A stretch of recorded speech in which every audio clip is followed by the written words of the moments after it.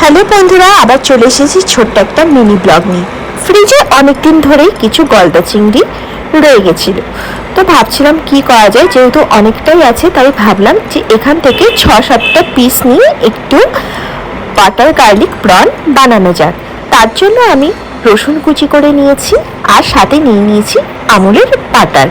প্রথমে কড়াইতে একটু তেল না দিয়ে সরাসরি বাটার দিয়েছি এবং তার মধ্যে একটু রসুন কুচি দিয়ে সেটাকে ভালো করে নেড়ে নিয়েছি। 30 থেকে 40 সেকেন্ড ভালোভাবে ভাজার পর আমি মাছগুলো কড়াইতে দিয়ে দিয়েছি।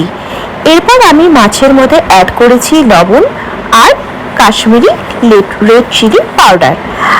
এরপর 2 থেকে 3 মিনিট ফ্লেমটাকে ছোট করে ঢাকনা দিয়ে ফ্রাই করে নিয়েছিলাম এবং এটা আমি একটা প্লেটে সার্ভ করে নিয়েছি। তো আমার রেডি।